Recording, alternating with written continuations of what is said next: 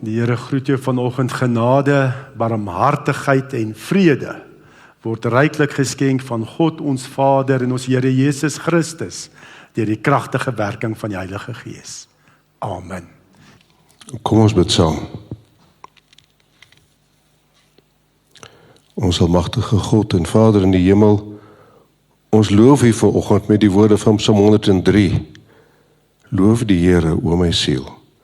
Ja, alles wat in my is, sy heilige naam. Loof die Here, o my siel, en moenie een van sy weldade vergeet nie.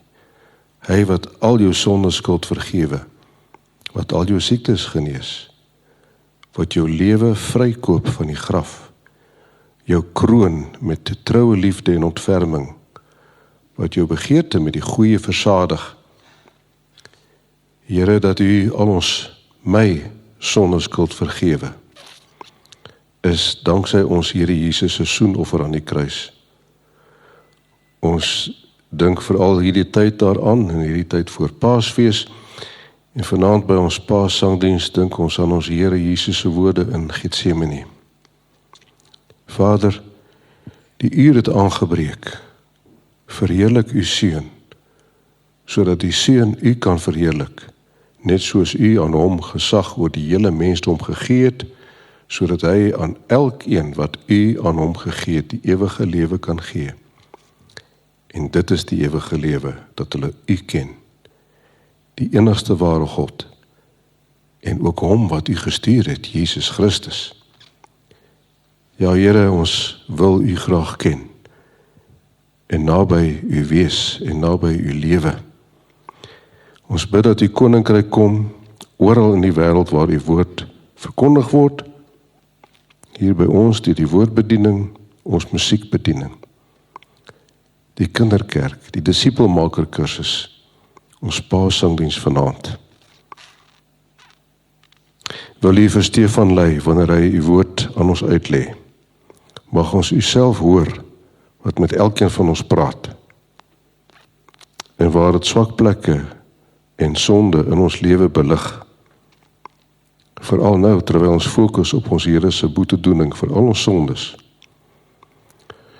Help ons om dit raak te sien, dit te bely en van die sonde weg te bly. Here, U weet dat daar baie uitdagings is met die lewering van dienste in ons land. Ons bid dat daar in die komende verkiesing bekwame en godvreesende leiers verkies word. Ons bid vir onderlinge verhoudings in ons gesinne, families, tussen vriende en kollegas, waar daar onmin en onvrede is. Lei ons harte en ons verstand om te vergewe, om te versoen, om liefde te betoon aan hulle wat ons geneig is om te haat. Ons dink aan hulle wat swaar kry in ons gemeente as gevolg van siekte, droefheid, verwydering tussen ouers en kinders. O Here, wil U aan hulle wat siek is genesing skenk. Mag die bedroefdes steeds U nabyheid ervaar. Wil U hulle troos. Mag hulle krag in U vind. Hoor asseblief die gebede wat ons in stilte bid. Ons bid dat U ons geloof versterk. Dankie dat U ons gebede verhoor. Ons bid dit in die naam van ons Here en ons Verlosser, ons Here Jesus. Amen. Dankie, Mia. Ons fokus ook vanoggend soos laas Sondag veral op Christus se lyding. Wat is die betekenis, wat is die omvang van Christus se lyding? En uit ons belydenis, Heidelbergse Katekismus, lees ek dan ook Sondag 15, waar die vraag gevra word, wat verstaan jy onder die woordjie gelei? En dan bely ons soos wat ons uit die Bybel, uit die woord leer, dat Christus na liggaam en siel tydens sy hele lewe op aarde, maar veral aan die einde daarvan, die toorn van God en die sonde van die hele menslike geslag gedra het. So het hy met sy lyding as die enigste versoeningsoffer ons liggaam en siel van die ewige verdoemenis verlos en vir ons die genade van God, die geregtigheid en die ewige lewe verwerf. En dan vraag 38, waarom het hy onder die regter Pontius Pilatus gelei? Dan bely ons so dat hy onskuldig deur 'n wêreldlike regter veroordeel sou word en ons daardeur sou bevry van die streng oordeel van God wat oor ons moes kom. En dan sit daar iets meer in dat Christus gekruisig is en nie op 'n ander manier gesterf het nie. En dan bely ons ja, want daardeur is ek seker dat hy die vervloeking wat op my gerus het, op hom geneem het, omdat die kruisdood deur God vervloek is. Ja, as ons so kyk na Christus se lyding, want ek ervaar so baie keer, 'n mens verwys so maklik en vinnig na die kruis, nê, en die lyding van Christus. Maar wat behels dit alles? Wat is die diepte daarvan? En ek moet sê, ek glo nie, ons kyk dalk nog in 'n spieël en 'n raaisel, soos wat Paulus sê in 1 Korintiërs 13. Ons gaan nie eers hierdie kant van die graf dalk die volle diepte ken en verstaan van wat gebeur het met Christus se lyding op aarde, wat 'n hoogtepunt bereik het natuurlik aan die kruis. Net dat soveel meer gebeur, dink ek. Ek dink as ons dink aan Getsemane, waar Christus so gelei het na gees, dat sy sweetdruppels soos bloeddruppels geword het wat op die grond val. So het baie meer gebeur in die geesteswêreld as wat ons miskien heeltemal besef en kan besef. Maar ons moet bietjie daarby stil staan. Dit was nie sommer net vanaf Christus gelei 3 dae, daar gaan hy aan en nou dit is dit gewees nie. Nee. Sy verhoor en sy kruisiging gaan ook oor baie meer as die boosheid van die wêreld. Baie keer kyk mense daarna wat daar gebeur en dink hoe boos is die wêreld, hoe die mense hom gespot, hierdie slegte mense en die kerkleiers nie, hierdie duiwelswerk wat mens sien aan die gang is nie. Dis baie meer as dit. Eintlik met sy verhoor en kruisiging was God aan die werk. Die bose was nie daar in beheer nie. Dit was God wat besig is om sy raadsplan vir die wêreld deur te werk. God was aan die werk. Hy was sy raadsplan wat hy deurgevoer het. Jesus is aan ons plek. Hy het sy eie seun gevat om in ons plek daar te plaas, om aan al sy vereistes te voldoen, God die Vader se vereistes, om ons te verlos. En daarom bely ons 12 artikels. Ek glo in Jesus Christus wat gelei het onder Pontius Pilatus en gekruisig is. Christus het gelei om ons van die toorn, sodat ons bely in die Heidelbergse Katekisme, om die toorn van God te verlos. Hy het die toorn van God gedra, hy het ook die oordeel van God gedra, en ook die vloek van God op ons sondes het hy gedra. Dit dan vraag en antwoord 37, 38 en 39 van Sondag 15. Gaan oor Christus se lyding, hoe hy in ons plek, borgtogtelik, God se toorn, oordeel en vloek gedra het. Nou laas Sondag het ons gekyk na die toorn, hoe hy die toorn van God gedra, en dan wil ek nou veral kyk na die oordeel en vloek van God wat Jesus gedra het met sy lyding, maar ek wil vinnig weer net gou kyk na hoe hy die toorn van God gedra het, want van ons hier was nie laas Sondag hier nie. Net vinnig weer saamvat. Ons moet weet, Christus het die toorn van God se oordeel oor ons sondes, net hoe God die Vader kwaad is oor die sondes, het hy na liggaam en siel gedra. Jy weet, hoe kan ons, wat maar self sondaar mense is, nie kwaad word oor sondes wat ons sien in die wêreld. Mense wat verkragt word, babas wat nie wat aangevang word nie. En nou dag het ons mos nou weer gehoor van 'n ou wat hy het 'n kar gekaap of gesteel en daar's 'n kind in die kar, en hy het hom gelos die kar iewers met die kind in, en die kind is oorlede. Dit maak my so kwaad om sulke goed te hoor. Nee, want die kar was toe gewees, die baba is daar van dehydrasie, die kind dood. As dit my so kwaad, dink hoe kwaad was God, wat hier na die aarde toe moes kom, sonder sonde, heilig, en hy moet heeltyd met hierdie goed te doen kry. As ons wat sondaars is al klaar so, hoeveel meer God? So hy sy hele lewe op aarde, nee. Hy wat God is, word 'n baba wat Josef en Maria moet versorg. Nee, en afhanklik van die begin af, wat Jesus mens geword het, nee, was sy lyding. Hy het sy hele lewe op aarde gelei. Hele tyd op aarde. En was hy onder die toren van God, dit was absoluut of hy op geestelike dorings oral waar hy gaan het getrap het. Hy wat heilig is. En hy kry heeltyd te doen met hierdie sondaar mense. Mense wat hom vir verkeerde redes volg. Mense sy hartsgesindheid wat nie reg is nie. En dan soms ook ander mense wat absoluut hom teëgestaan het, soos die geestelike leiers van die Jode. Nee, omdat hy anders was, omdat hy heilig was, omdat hy sonder sonde was, het hulle teen hom opgestaan. En sy lyding het natuurlik toegeneem en hoogtepunt bereik aan die kruis, waar hy na liggaam en siel tot hoogtepunt gelei het. Liggaamlike lyding, ons weet die kruisiging, ons weet tydens sy vonnis, nee, sy verhoor, hoe hy gegeesel is, hoe hy stikkend geslaan is, geklap is, 'n doringkroon op sy kop gesit is, hy moes 'n kruis dra op sy rug wat stikkend gekap is, gesny is met die gesel. En dan weet ons ook aan die kruis word hy vasgespyker, is Jesus vasgespyker aan die kruis. En dan hang jy daar en eintlik gaan jy dood van versmoring as jy gekruisig word, nee. En jy moet jy optrek aan die spykers om te kan asemhaal en eintlik jou bloed wat Jesus die bloed wat opbou en jy word versmoor, verdrink in jou eie bloed. Daai verskriklike liggaamlike lyde. Maar die geestelike lyde was nog erger. Nee, om deur een van jou disippels verraai te word met 'n soen.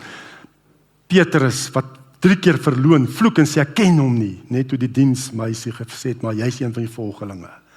En hoe hy gespot is, geslaan is, en natuurlik daar in die kruis, onttrek sy Vader al sy genade van Jesus, net word sommer donker ook, daar's geen genade nie.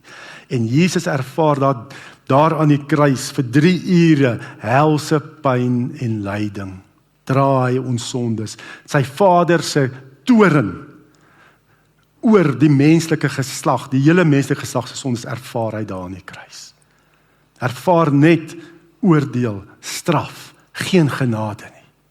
Dat hy op die einde gesê het, my God, waarom het U my verlaat?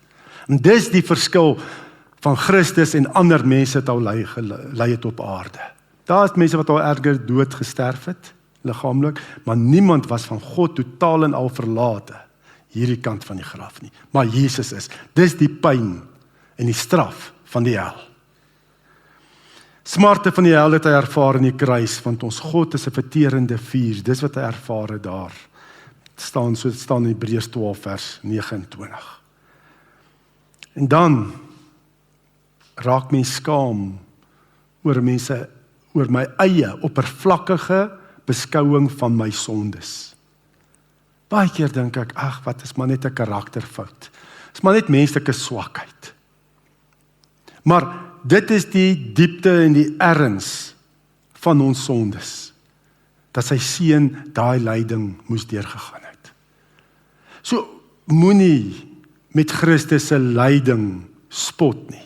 En hoe doen ons dit baie keer as Christene? Daai doelbewuste sondes wat ons doen, daai gewoonte sondes. Ek weet die ding is nie reg nie, maar kom ek doen dit.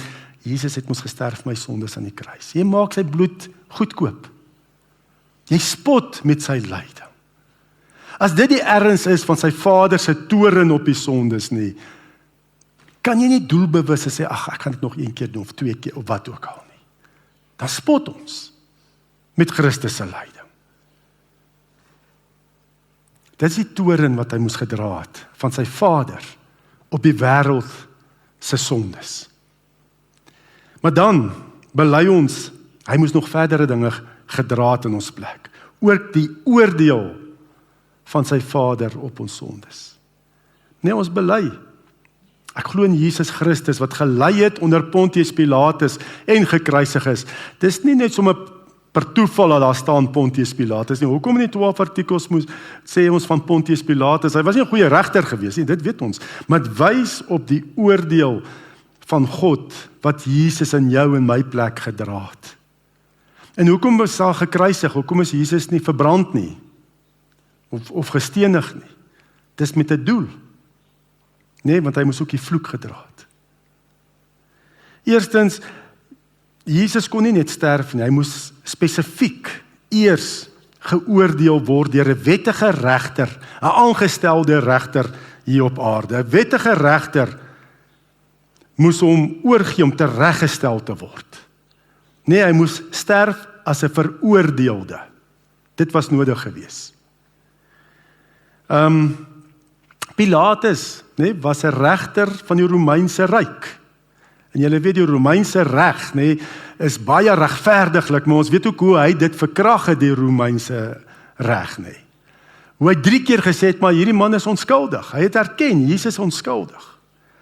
Maar terwille van eie belang en vriendskap met die volk en vriendskap met die keiser, het hy onregverdiglik geoordeel en Jesus oorgelewer om tereggestel te word. Maar dit moes gebeur. God die Vader het beskik. Dit is wat moes gebeur het. Hy moes tot die dood veroordeel word deur 'n amptelike regter hier op aarde. Maar dit is omdat God vir Jesus meer as net die mens gesien het. Hy het hom gesien as ons mense se middelaar. So Jesus was onregverdig, so hy hoef nie te gesterf het vir sy eie sondes nie. Want dis hoekom nie een van ons kan vir iemand anders sê, partykeer voel ek sal vir my kind sterf nie, ek kan vir my kind, jy kan nie jou kind red nie, jy kan nie vir jou kind se sondes sterf nie. Hoekom? Want jy het eie sondes waarvoor jy moet sterf. Daar's geen mens op aarde behalwe nou Jesus wat vir ander mense sondes kan sterf nie, want jy moet vir jou eie sondes is jy veroordeel om tereggestel te word. Dis die diepte van ons sondes. Maar Jesus is eintlik onskuldig verklaar. Maar toe gebruik God die Vader dit deur Pontius Pilatus se eie belang en sy vriendskap met die keiser en die volk, dat hy as middelaar Jesus optree in jou en my plek, sodat hy ons sondes op hom gevat het. En hy is amptelik oorgegee om tereggestel te word. Ons is vrygespreek en versoen met God.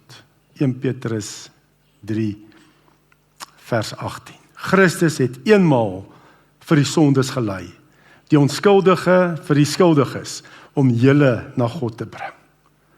En ook, Paulus skryf ook in sy 2 Korintiërs brief, 2 Korintiërs 5 vers 21, Christus was sonder sonde, maar God het hom in ons plek as sondaar behandel, sodat ons deur ons eenheid met Christus deur God vrygespreek kan wees. Die groot ding is net, neem ons maar net kennis hiervan, of verander dit ons lewens? Raak dit jou? Verander dit jou? Geen een van ons kan sit met geestelike hoogmoed nie. En dink ek staan beter as daai een, of daai een. Of selfs ongelowiges, ek staan beter as 'n ongelowige. Nie een van ons kan met geestelike hoogmoed sit nie, want almal van ons moes tereggestel geword het van wie ons sondes.